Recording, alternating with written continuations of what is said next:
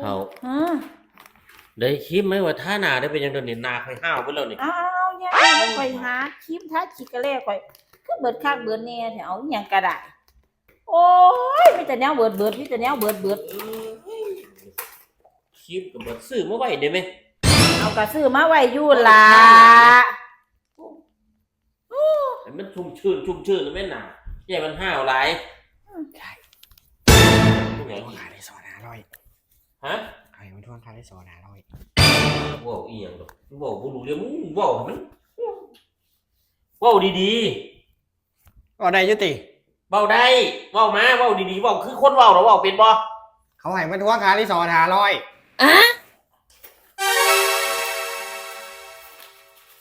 เอา600นี่พอบ่พอแม่นหยังว่าดีๆก็หนังแม่นหยังก่อน อันยาสีดมอดเอาให้มาถามเอายาสีดมอดยาสีดมอดเท่ามันบ่แม่นนะวันนึงนี่บ่ได้ยินว่ายาสีมอดเลยล่ะบ่ได้ยินว่ายาสีมอดเลยล่ะยาสีดมอดอีหลีเจ้าได้ยินว่ายังคั่นน่ะค่ารีสอร์ท500ว้ายหูแม่คือเป็นจังซั่นเนาะคาตาบัดนี่บ่เท่าถูจักหน่อยได้เป็นหยัง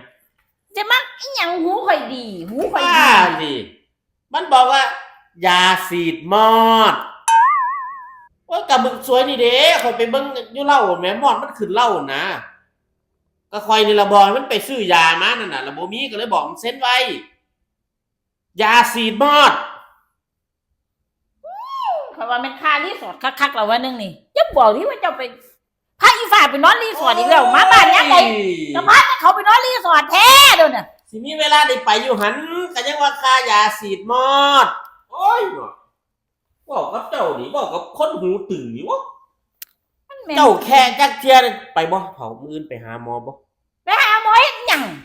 เอ้าหูเจ้ามันตึงเด้เฒ่ามันฟังออกเป็นเพี้ยนเด้เนี่ยมันเพี้ยนยาสีดมอดมันจะมาค้ารีสอร์ทอีหยังค้ารีสอร์ทอีหยังผู้ใดไปรีสอร์ทยาสีดมอดเมียนเฒ่าโอ้ยเนาะหูบ่ดีแม่นค่ารีสอร์ทไปจะข้าวทว่ามือน่ะไปหยังหูเริ่มบ่ดีแล้วเด้เจ้าอ่ะไปบ้านก็ยังว่ายาสีดมอดโอ้ยยาสีดมอดก็ยาสีดมอดจับบ่ได้ไล่บ่ทันก็ย้อมไปข่อยยายข่อยจับได้ไล่ทันแล้วกันบัดนี้เราฟังหูเรียงนี่เขาบอกบัดนี้เราฟังหูเรียงนี่มันตึงเป็นช่วงๆมันบ่เฒ่ามันเริ่มแล้วดิมันเริ่มอาการมันบอกมันเริ่มข่อยก็ว่าเป็นคารีสอร์ทคักๆแล้วได้ยินเต็ม2หูยังบ่แล้ว